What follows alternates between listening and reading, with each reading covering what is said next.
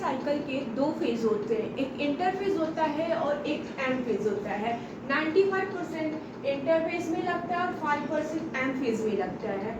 Interphase 3 type के होते हैं, G1 phase, S phase, G2 phase. G1 phase cell metabolic active होता है और कंटिन्यूअसली ग्रो करता है, और S फेज होता है डीएनए रेप्लिकेट करता है। और S phase for example, S phase में अगर डीएनए 2n रहेगा तो ये 4n हो जाएगा, but chromosome number remain same रहेगा।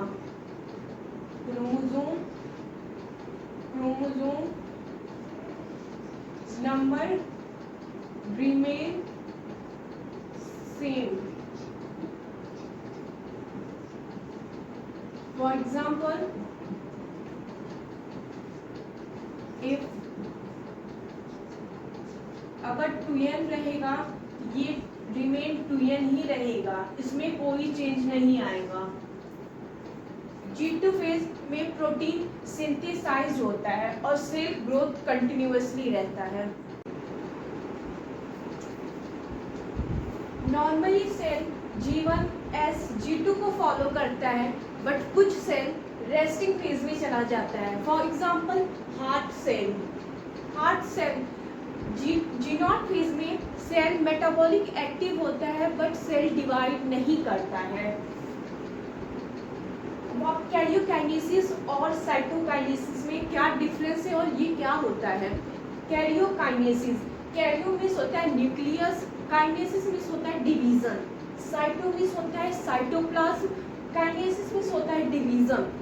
कैरियोकाइनेसिस मीन्स होता है न्यूक्लियस का डिवीजन, साइटोकाइनेसिस मीन्स होता है डिवीजन ऑफ साइटोप्लाज्म। क्रोमोसोम का स्ट्रक्चर ये होता है सेंट्रोमियर, और इधर डिस्क शेप होता है, उसको बोलते हैं काइनेटोकोर।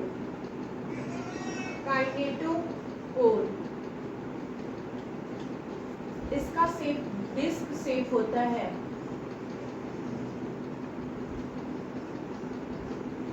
और इसके ऊपर क्रोमेटिड लगा होता है,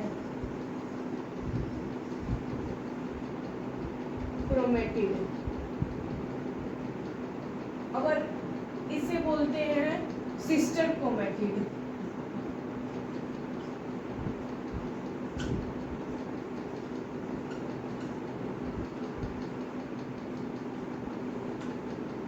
अगर एक ऐसा ही एक और स्ट्रक्चर बना दिया जाए तो इन दोनों को नॉन सिस्टर क्रोमेटिड कहेंगे, सिस्टर क्रोमेटिड।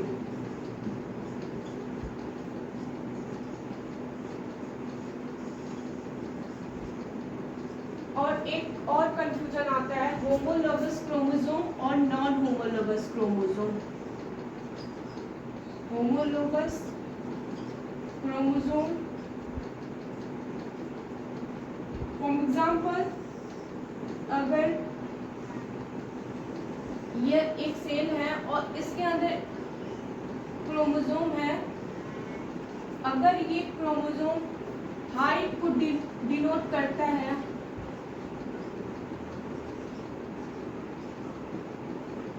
तो इसको बोलेंगे होमोलोगस क्रोमोसोम, होमोलोगस क्रोमोसोम।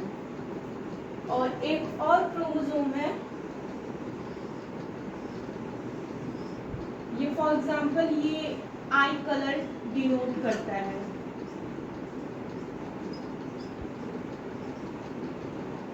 आई कलर डिनोट करता है।